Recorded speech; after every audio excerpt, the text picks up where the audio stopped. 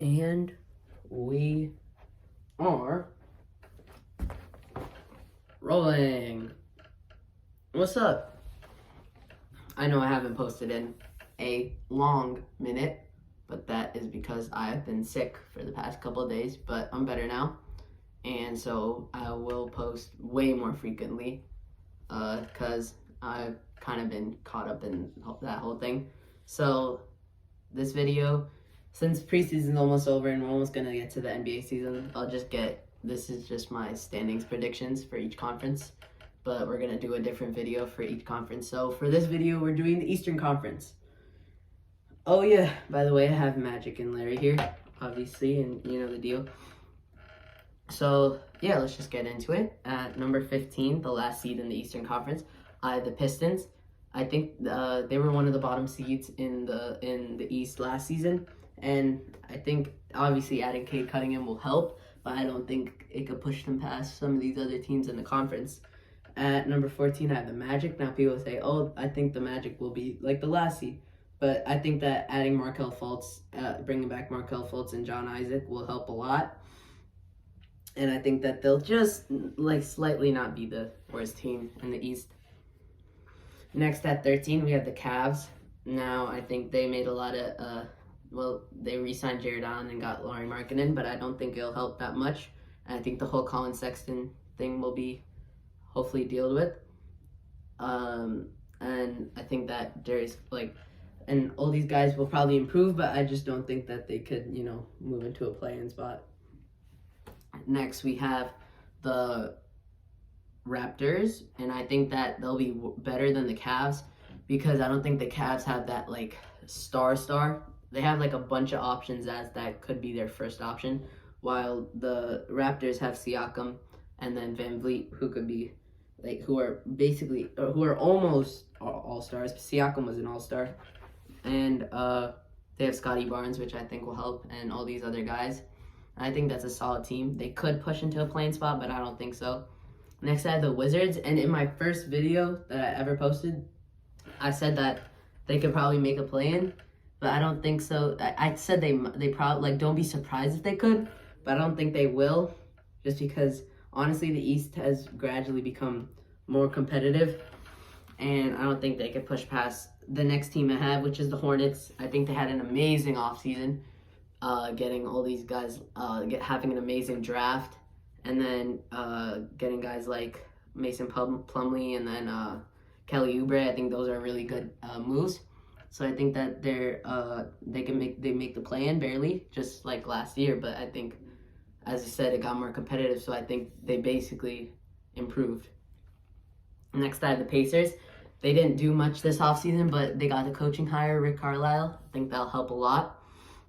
And I think that they'll be in that 9 spot like they were last year again. And I think Rick Carlisle is a great coach for this team. And next, I have the Hawks. I have them dropping down. And I think it's because I think we see this with young teams where they have that or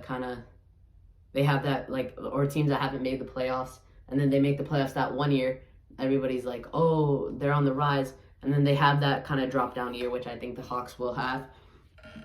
I think, and I think the East just got a lot more competitive to where most of these teams were worse than them, but they added a couple of pieces to now where they're better than them.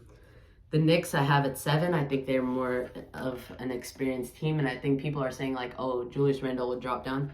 I don't think so. I think that playoffs kind of motivated him, and I think now he's going to have the same or if not better season.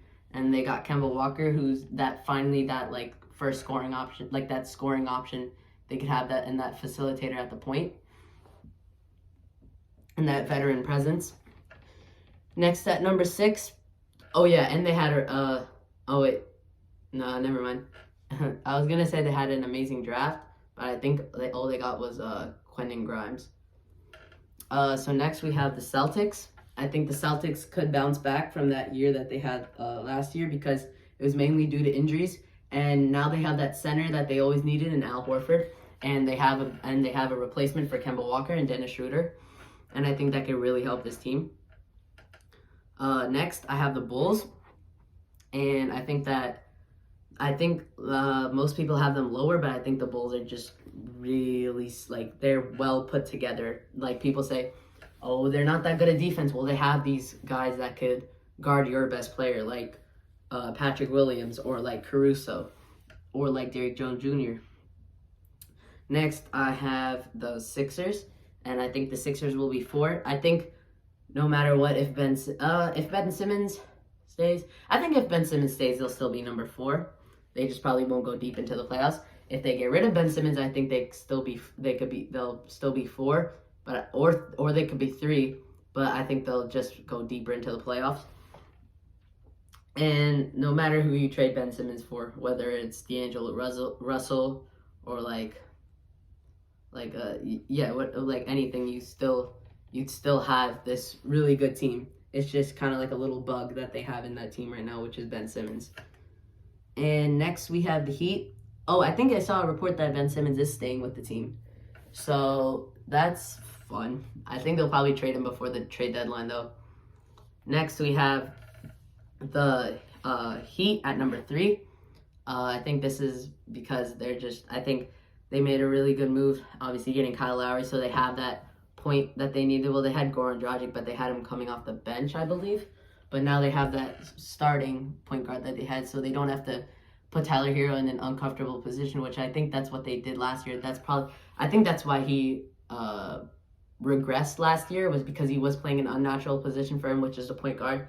He likes to score the ball, not facilitate. And I think in that more scoring role, he could really flourish. And I think this team will be a contender again.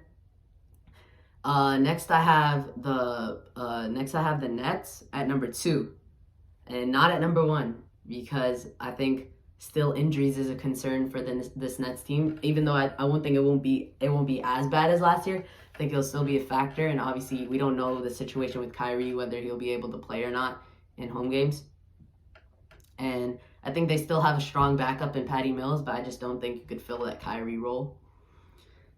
And at number 1, we have the Bucks. I think they'll be the best team in the conference, because I think championship teams, I just think this team is coming off a championship year. I don't see them regressing. I see them kind of taking this as a motivation, like they want to keep this throne.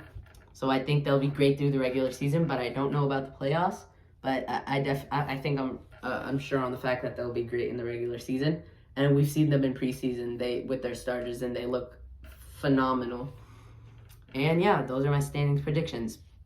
Next video, I'll do my Western Conference predictions, and we'll get into the season.